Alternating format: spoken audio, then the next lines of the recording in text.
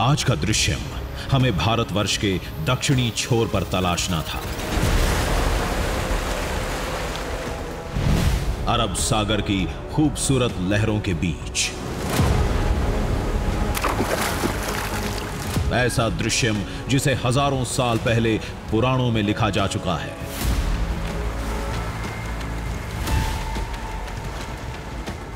वो दंत कथाएं मानती हैं कि हिमालय से दूर समंदर की इन लहरों में भी एक शिवलोक है।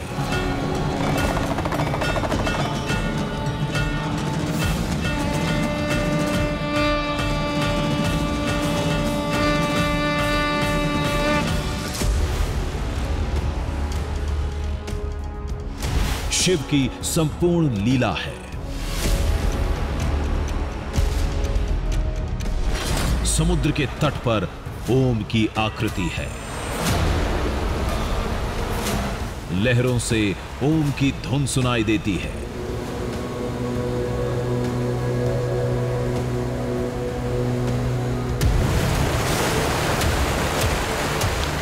शंभू के सिर पर विराजता चंद्रमा है और बीच समंदर में कहीं नीलकंठ का रूप शिव का चेहरा प्रकट होता है।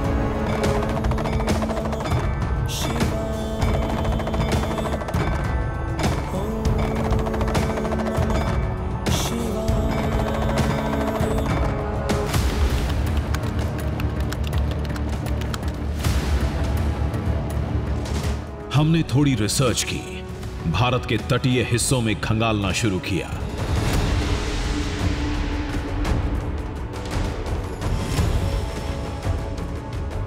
तो हम भारत के नक्शे पर उस जगह को तलाशने में कामयाब हुए।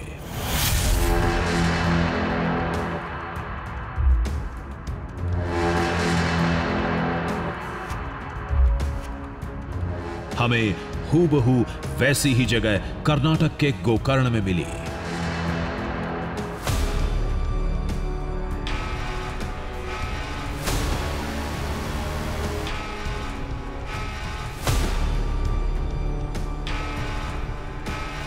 आप समझ रहे हैं क्या है? दरअसल हजारों साल पहले हमारे पुराणों में जो कुछ कहा गया है उसकी तस्वीरें भारतवर्ष के अलग अलग हिस्सों में आज भी देखने को मिलती हैं। उनमें से एक तस्वीर आपको यहां अभी नजर आएगी। ये देखिए, ऐसा लग रहा है जैसे किसी ने जमीन पर ओम की आकृति उकेर दी है।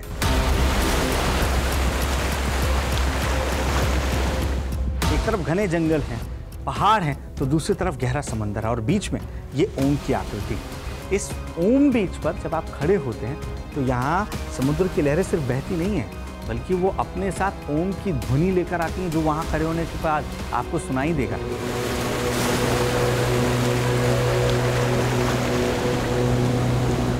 ऐसा दावा यहाँ रहने वाले लोगों ने किया है। और तो और यहाँ नजर डालिए, ऐसा लग रहा है जैसे शिव के सर पर अर्ध चंद्रमा जैसा हमेशा विराजमान रहता है। ये ठीक वैसी आकृति है और लोग ये कह रहे हैं कि जहाँ ओम है, अर्ध चंद्रमा है, वहाँ यहाँ कहीं पर शिव का साकार रूप नजर आता है। वो शिव जिन्हें निराकार माना जाता है, उनका चेहरा इस जगह पर कहीं नजर आएगा। लोग तो ये कह रहे हैं कि उन्होंने कल देखा है, आज देखने जा रहे हैं, हमें देखने के लिए बुलाया है। तो आप भी दुआ करिए, क्योंकि हम इस दृश्यम की खोज के लिए अब यहाँ जाने वाले हैं, जहाँ हमें ना सिर्फ ज़मीन पर रहना होगा, बीच पर जाना पड़ेगा, बल्कि समुद्र के इस हिस्से पर गोता लगाना होगा। क्योंकि जहाँ शिव का चेहरा नजर आता है, उनका कंठ अगर यहाँ कहीं बनता है तो वो इतना नीला है जैसे नीलकंठ जिसे कहा जाता है। यहाँ का पानी कुछ वैसा ही नीला नजर आएगा। तो अगर ये दृश्यम हम दिखा पाने में कामयाब हुए तो ये अब तक की सबसे खूबसूरत कहानी होने वाली है, सबसे बड़ी कहानी। इस बार मंजिल एक शहर नहीं, कोई गांव नहीं, बल्कि पूरा इलाका था। कर्नाटक का गोकर्ण, जो नक्शे पर नाम के मुताबिक गाय के कान जैसा दिखता है।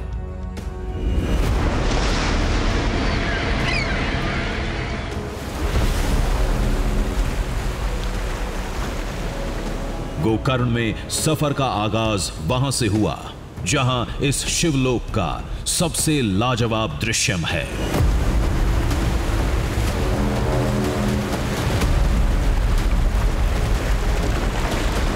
आज दृश्यम की खोज हमें कर्नाटक के शिवलोक में ले आई है। जी हम पहुंच चुके हैं गोकर्ण में। गोकर्ण यानी गाय का कान, जहां माना जाता है कि भगवान भोलेनाथ पाताल लोक से गाय के कान के जरिए धरती में अवतरित हुए थे।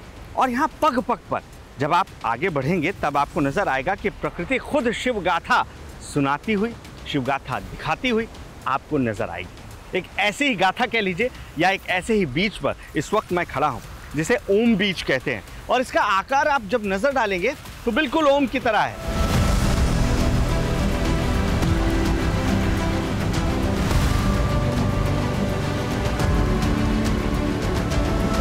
ऐसा लगता है जैसे कुदरत ने अपनी कलम से ओम लिख दिया है।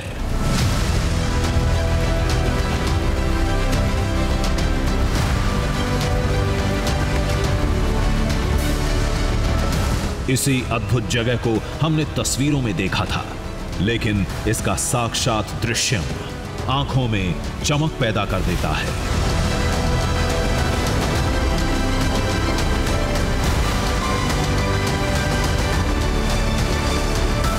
ऐसे कई साक्ष्य यहाँ पर छिपे हुए हैं।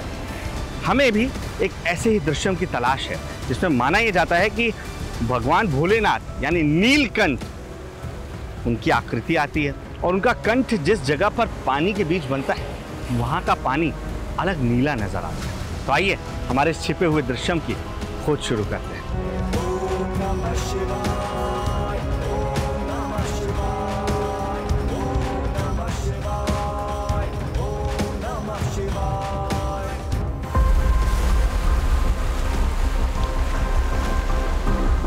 गोकर्ण की पूरी शिव गाथा इसी ओम के इर्द गिर्द मंडराती है।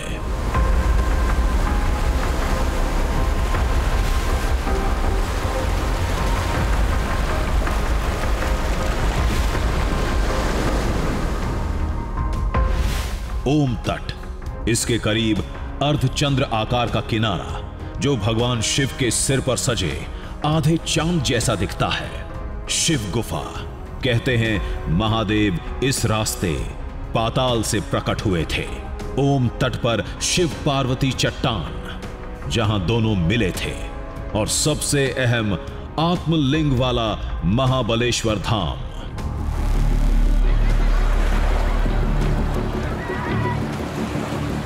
लेकिन जो दृश्यम हमें यहां खींच कर लाया था वो जमीन पर नहीं, समुद्र में था।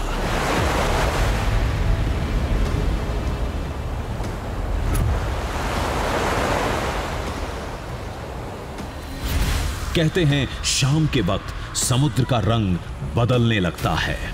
लहरें नीलकंठ अवतार की आकृति बनाती हैं। सतह पर चंद सेकंड के लिए शिव शंकर का चेहरा बनता है। जटाओं में आधा चांद भी चमकता है। आकृति कुछ देर दिखती है, फिर लहरों में समा जाती है। समुद्र का पानी है, जो कंठ का प्रदेश का पानी होता है वो नीला आ जाता है। आप शिव का नाम तो सुना होगा, नीलकंठ है ऐसा। वही जो कंठ का आकृति का पास का पानी है वो नीला हो जाता है, चमकता है, नीला चमकता है।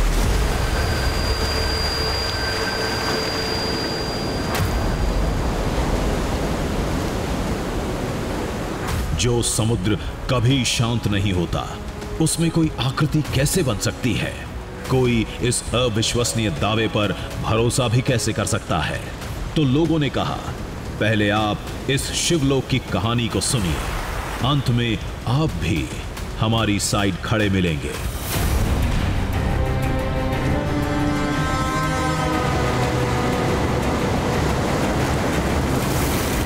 फिर हमने इस इलाके की शिव गाथा को समझना शुरू किया, जो महादेव के प्रकट होने से शुरू होती है।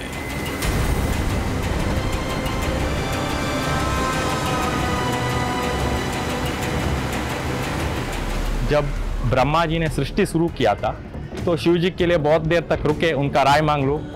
तो वह आए, वो तपश्चर्या में थे, तो सृष्टि कार्य ही शुरू कर दिया। तो ऊपर से ये हो गया कि सृष्टि तो पूर्ण हो गया, शिव जी अंदर पाताल में, भूगर्भ में, मतलब जमीन का अंदर रह गया। तब अनुष्ठान से उठे थे, देखा कि ये पूरा ऊपर ये सृष्टि हो गया है, मैं सबको नाश कर दूंगा, ऐसा बोला। तो भूमि, उस वक्त की जो भूमि थी, उन्होंने कहा कि नहीं आप ऐसा मत करो, मैं आपको आने के लिए मार्ग देती हूँ। तो उन्होंने गौ का आकृति में अपने आप को गौ के रूप में शेप में लिया, तो शिव जी उनके कर्ण से बाहर आए। तो इस वजह से ये जहां से बाहर उन्होंने पद रखा, अपना पहला पद उस कर्ण से निकल के रखा, तो वो पृथ्वी का भूखंड जो है वो गोकर्ण नाम से प्रख्यात हुआ। ये जो गांव का आकार है वो भी गाय का कान जैसा है। इस बात की तस्दीक हमने यहां आने से पहले ही कर ली थी। यहां की शिव निशानियों को नक्शे पर सजाएं तो गाय के कान की आकृति अपने आप बनती चली जाती है।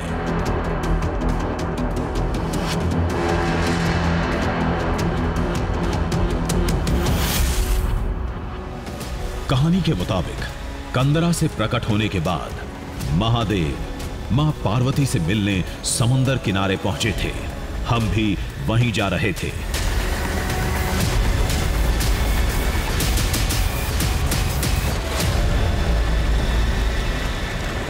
हम ओम बीच देखकर वाकई आश्चर्यचकित थे और उससे निकल पाते उससे पहले हमारे सामने ये चट्टान थी जिसे पार्वती शिला कहा जाता है। अब सिर्फ यही चट्टान नहीं बल्कि इस चट्टान से ठीक सामने जब आप नजर डालेंगे तो वहां पर शिव रॉक है, यानी शिव शिला है।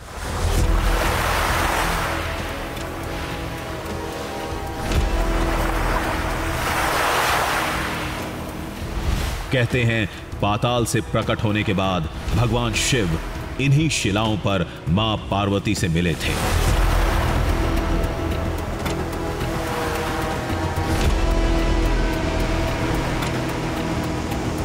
और उसके बाद से यही मान्यता है कि यहाँ शिलाओं के रूप में भोलेनाथ और मां पार्वती हमेशा के लिए स्थापित हो गए, हमेशा के लिए बस गए। अब भोलेनाथ और पार्वती जी को जुड़ने के लिए जो रास्ता है वो पूरा पत्थरों से बना हुआ है। हालांकि हाईटाइट की वजह से अभी नज़र नहीं आ रहा है और समय के साथ साथ शायद उसमें कुछ परिवर्तन ज़रूर आया हो, लेकिन यकीन मानिए या ना मानिए यहाँ एक तय दूरी के बाद बोट भी नहीं जाती हैं, क्योंकि ये उनके लिए भी मुमकिन नहीं होता है कि वो इस रास्ते को पार कर सके।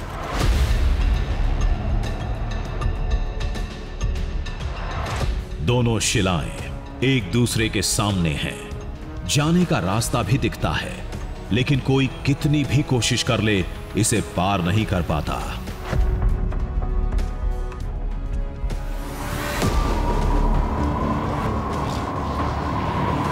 कहानी की डोर थामे हम आगे बढ़ चले थे। पड़ाव था अर्धचंद्र आकार का समुद्र तट।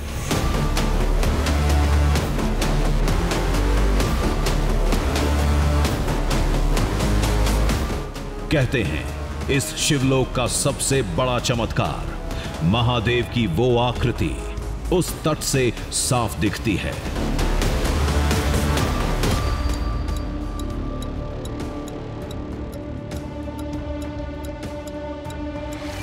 लेकिन केवल शाम को ही क्यों, कभी और क्यों नहीं?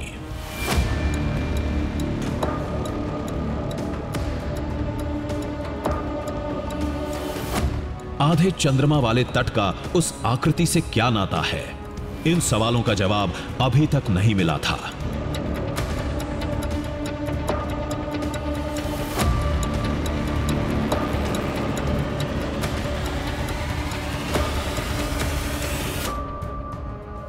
दरअसल वहां जाने का मकसद सिर्फ यही है कि वो दृश्य हम आपको दिखा पाएं जिसके लिए हम यहाँ पहुँचे हैं। जो लोगों ने दावा किया कि वहाँ पहुँचने के बाद ही आपको शिव की आकृति नजर आती है, जिनके सर पर ये चांद सजा हुआ आपको नजर आएगा।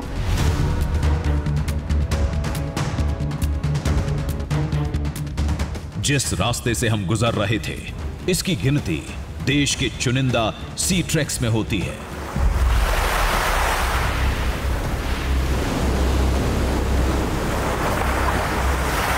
जो खूबसूरत भी है और खतरनाक भी।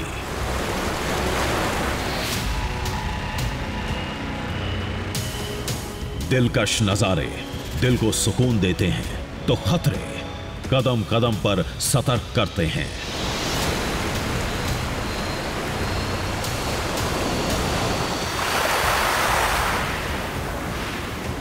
समुद्र के कोने कोने हम जा रहे हैं और वहाँ पर आपको ऐसी कई क्लिप्स मिलती हैं जिन्हें पार करके आपको जाना होता है। और बाजू में देखिए समुद्र है। अगर आप यहाँ से गिरते हैं तो जो ये पत्थर का हाल हुआ है वही होगा।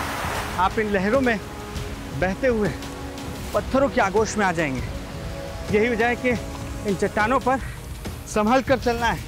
मुझे उम्मीद है कि इस पहाड़ के बाद हम उस ठिकाने पर होंगे जिसकी बात बताई जाती है कि जहाँ भगवान शंकर का चेहरा नजर आता है पानी में।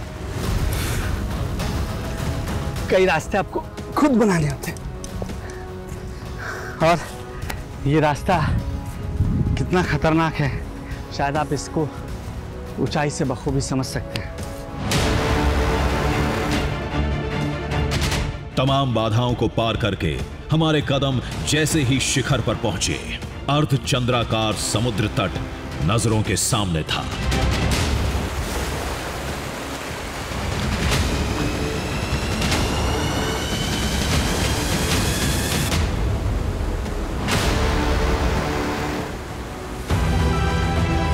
जो गोकर्ण को मानते हैं, यहां की कहानी पर भरोसा करते हैं, उनके मुताबिक ये तट कैलाशपति के माथे पर सजे आधे चांद का प्रतीक है।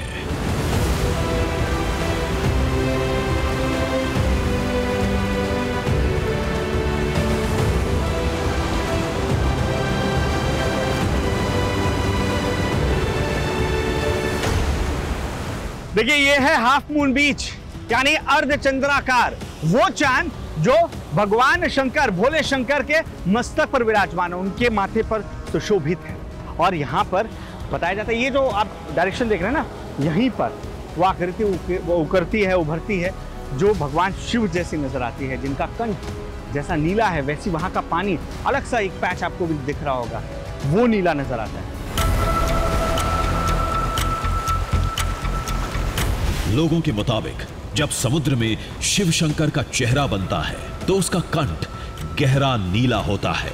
इस दावे पर हम अपनी राय तभी बनाएंगे जब समुद्र के उस हिस्से को करीब से देखेंगे, उसकी गहराई में जाकर पड़ताल करेंगे।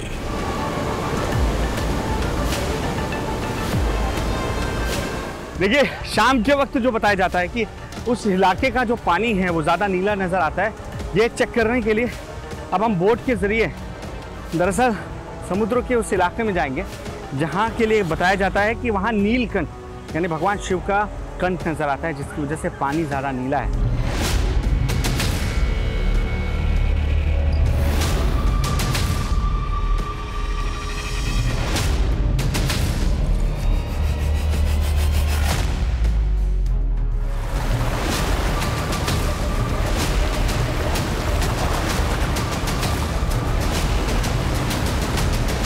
समुद्र बहुत बड़ा होता है, उसकी गहराई में सैकड़ों चीजें होती हैं।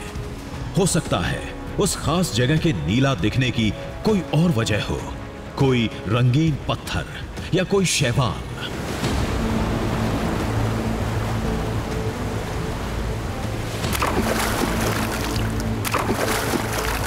मुझे लगता है कि हम उसके बेहद करीब आ चुके हैं, वो इलाका जहां पर आपको बताया जा रहा है कि न सिर्फ भगवान शंकर का पूरा चेहरा नजर आता है, जो चांद है, जो मून बीच यहाँ पर है, वो उनके मस्तक पर सजा हुआ नजर आता है।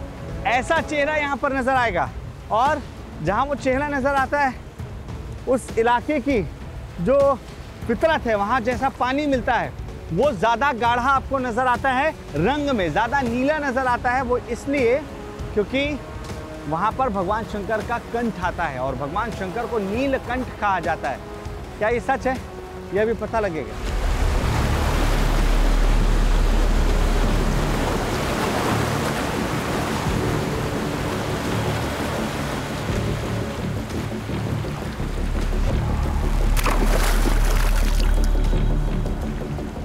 वजह जो भी होगी, थोड़ी देर में सबके सामने होगी। हाफ मून बीच से हम गहरे समुद्र में उतर पड़े।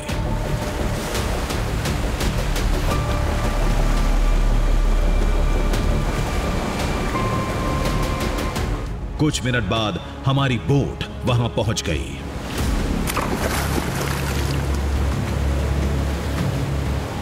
देखिए अरब सागर के हम बहुत आगे आ चुके हैं। यहाँ पर अब हमें गोता लगाने की ज़रूरत है। स्नॉर्कलिंग करके हम देखते हैं कि क्या यहाँ कुछ अलग चीज़ नज़र आ रही है, जिसकी वजह से ऊपर से पानी अलग रंग का दिखता है।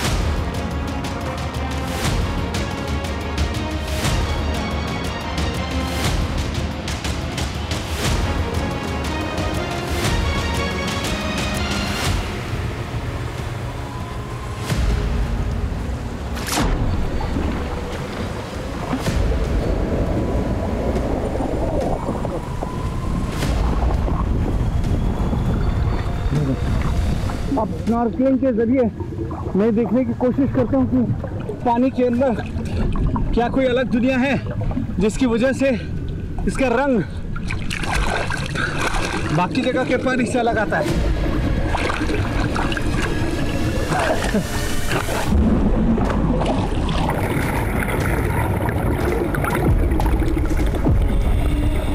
जहां नीलाकंठ दिखने का दावा किया जाता है, हमने वहीं गोता लगाया था। थोड़ी गहराई में गए तो पत्थर साफ दिखने लगे, लेकिन सब कुछ बिल्कुल सामान्य था।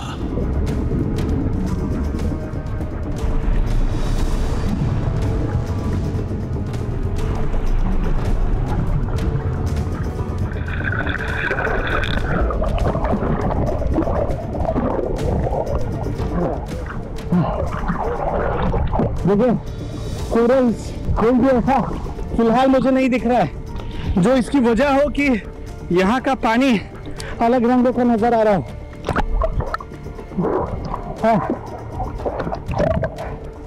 देखिए, मैं ज़्यादा वक्त यहाँ नहीं दे सकता क्योंकि मुझे शाम से पहले उस बीच के कोने पर पहुँचना होगा जिसे हाफ मून बीच कहते हैं, जहाँ से मैं ये दृश्य मैं आपको दिखा सकता हूँ।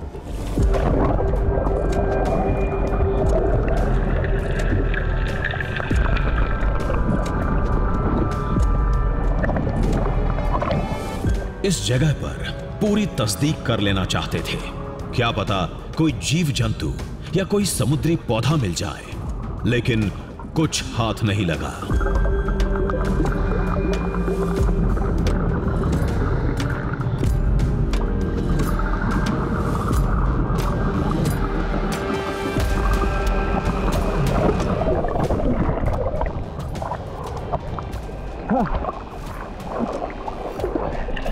स्नॉर्कलिंग के जरिए जितना नीचे जाना संभव है, हम उतने नीचे जा रहे हैं।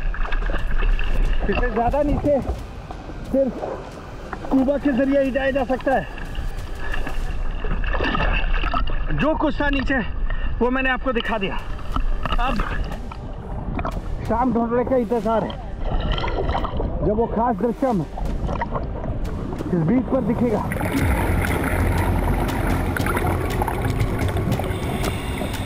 वापस लौटने से पहले हमने एक और कोशिश की। थोड़ी और गहराई में गए, थोड़ी और खाक छानी, फिर भी झोली खाली ही रही।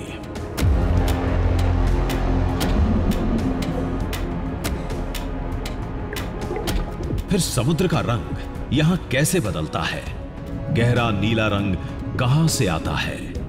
कहीं ये सब सुनी सुनाई बातें तो नहीं? लेकिन लोग अपनी बात पर टिके रहे।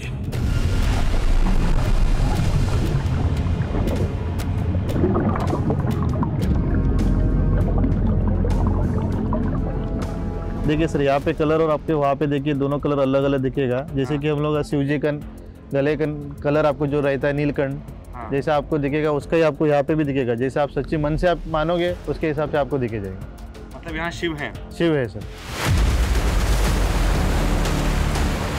अब हमारे सामने एक ही रास्ता था, शाम होने का इंतजार करें, हाफ मून बीच के सबसे ऊंचे हिस्से पर खड़े हो जाएं और खुद देखें कि समुद्र में दावे के मुताबिक तस्वीर बनती है या नहीं।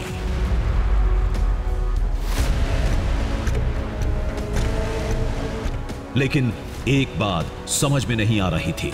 ओम आकार का तट, अर्धचंद्र किनारा, शिव गुफा और इत्तेफाक ही सही शिव गुफा में सांप। हमें वो सब कुछ मिला जैसा लोगों ने बताया था।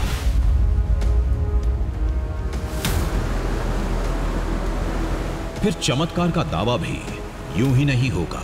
कुछ तो ऐसी बात होगी जिसने लोगों को इस वैज्ञानिक युग में भी एक अविश्वसनीय दावे पर भरोसा करने के लिए मजबूर कर दिया।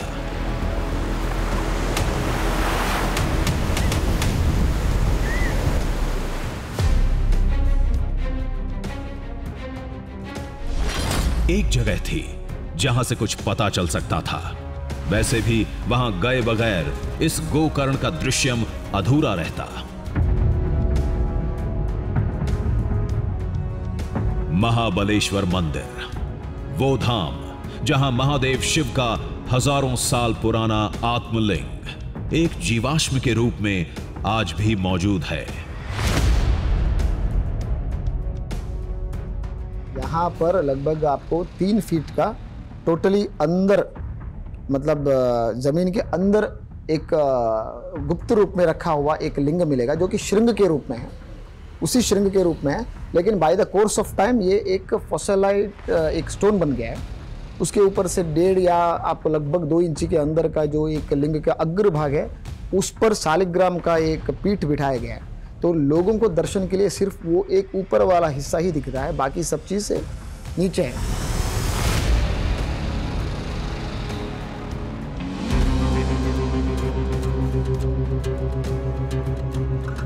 मंदिर की वेशभूषा धारण करके हम अंदर गए।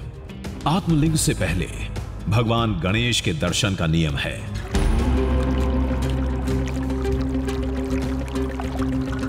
आत्मलिंग की कहानी रामायण काल की है, जिसके 2 ही किरदार हैं। पहला लंकापति रावण और दूसरे विघ्नहर्ता गणेश। रावण जो आत्मलिंग जीत कर आया था, जिसे वो अगर लंका लेकर पहुंच जाता तो वो सर्वशक्तिमान हो जाता, जिसे हरा पाना नामुमकिन हो जाता। फिर देवताओं के आह्वान पर भगवान गणेश एक चरवाहे के रूप में रावण के सामने पहुंचे। और उसके बाद गणेश जी ने वो आत्मलिंग उस वक्त अपने हाथ पर रखा जब संध्या आरती करने के लिए रावण ने उनसे ये आवाहन किया, ये उनसे प्रार्थना की कि आप इस शिवलिंग को अपने हाथों पर रखिए और इसे जमीन पर यानी धरा पर मत रखिएगा, क्योंकि ये जहां पर भी रखी जाएगी वहां स्थापित हो जाएगी। और रावण को ये बात मालूम थी। जैसे ही रावण ने संध्या आरती शुरू की, भगवान गणेश ने 3 बार आवाज लगाई, लेकिन रावण ने ध्यान नहीं दिया। और उसके बाद रावण जब तक आता उससे पहले ही उन्होंने वो आत्मलिंग को जमीन पर स्थापित कर दी, जो गोकर्ण में स्थापित हुई। रामायण काल का वो आत्मलिंग कुछ ऐसा दिखता है।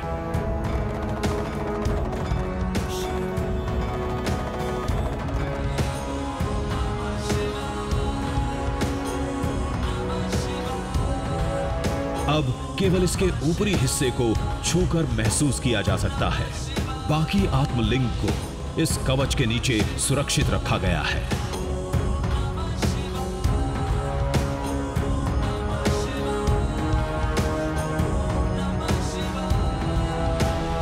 यहां एक चौंकाने वाली बात पता चली। जिस हाफ मून बीच पर शिव की आकृति उभरने का दावा किया जाता है, दावे के मुताबिक रावण ने संध्या आरती वहीं की थी। यही वजह है कि वो दैवीय आकृति वहीं दिखती है और केवल शाम को दिखती है।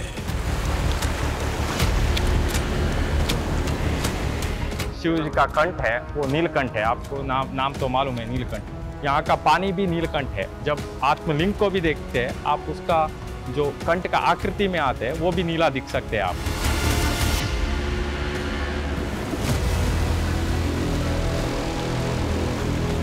सारे सवालों के जवाब मिल गए थे।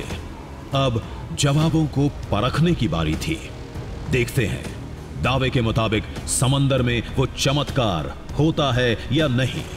वो वक्त भी अब करीब था। गोधूली बेला शुरू होने वाली थी।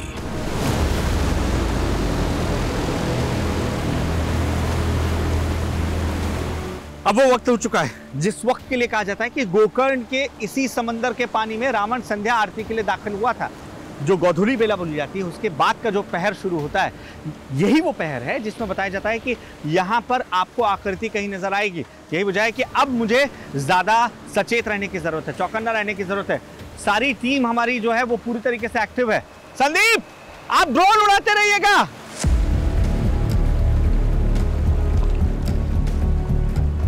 ड्रोन टीम अलर्ट मोड पर थी, कैमरा टीम भी सतर्क थी।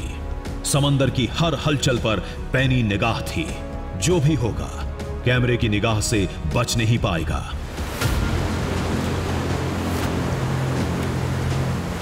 वो जो पैच आपको दिख रहा है वहां पर, वो पैच वही है जहां हम पहुंचे थे। हमने स्नॉर्कलिंग की थी और ये पता लगाने की कोशिश की थी कि नीचे कोई ऐसी चीज तो नहीं है, कोई चट्टान तो ऐसी नहीं है, कोई शैवाल तो नहीं है जो नीले रंग का है, जिसकी वजह से लोगों को ये भ्रम होता हो कि पूरा पानी इस पैच का अलग गाढ़ा नीला रंग का नजर आता है। जैसा शिव ने विषपान किया था, उसके बाद उनका कंठ हो गया था, ठीक वो जगह है। और यही वजह है कि मैं यहाँ पर बैठा हुआ, लेकिन हम चारों तरफ दौड़ दौड़ कर देखेंगे, पहुँच कर देखेंगे कि क्या वो दृश्यम यहाँ नजर आता है।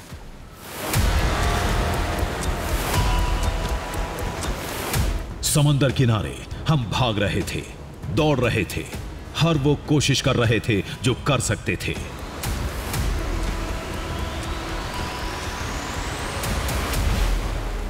जमीन से लेकर आसमान तक समुद्र पर हमारा कड़ा पहरा था।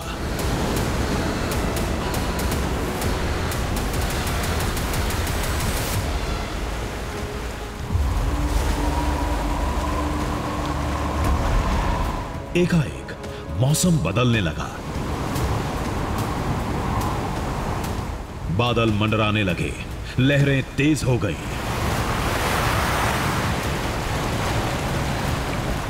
इस बदलाव के सीने में शायद कोई तूफान दबा था।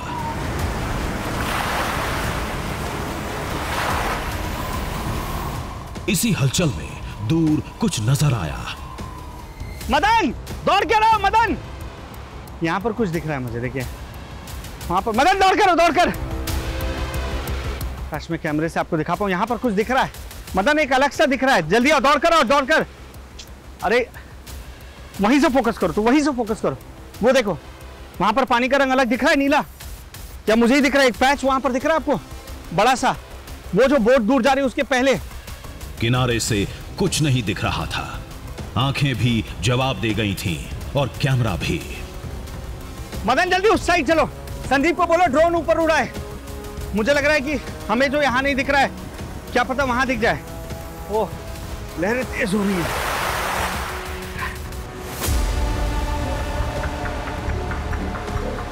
लेकिन आसमान में मंडरा रहे ड्रोन से वो बच नहीं पाया। ओम तट के पास समुद्र का एक हिस्सा गहरा नीला था। सतह पर कोई आकृति तो बन रही थी, लेकिन समझ में नहीं आ रही थी।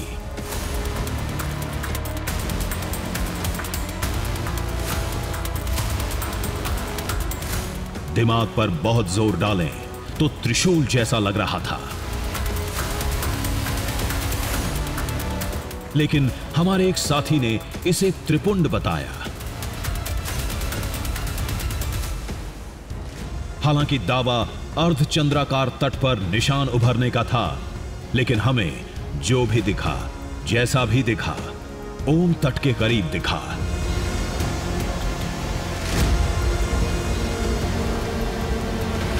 फिर कुछ तेज लहरें आईं और उस निशान को अपने साथ बहा कर ले गई।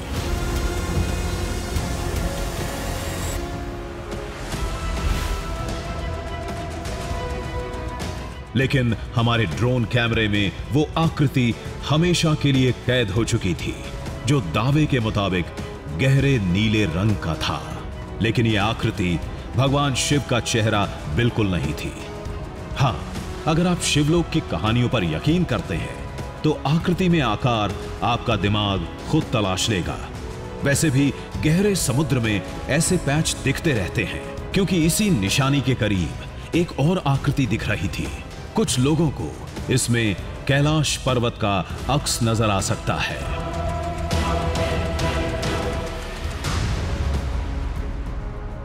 तो ये है धरती के शिवलोक का दृश्यम, दक्षिण की काशी का दृश्यम, जहां ये अर्धचंद्राकार बीच, जिसे हाफ मून बीच कहते हैं, जिसमें लोगों ने हमसे कहा कि एक आकृति आपको नजर आएगी, भोलेनाथ की आकृति है।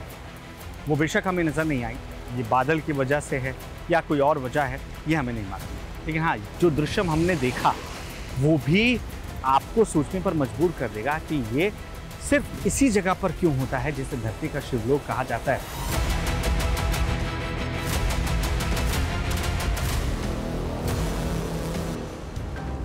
मान्यता है कि काशी को शिव ने बसाया था, लेकिन गोकर्ण में शिव बसते हैं, इसलिए इसे दक्षिण की काशी कहते हैं। और केवल कहते नहीं हैं, यहां के दृश्यम आपको एक शिवलोक में होने का एहसास भी कराते हैं।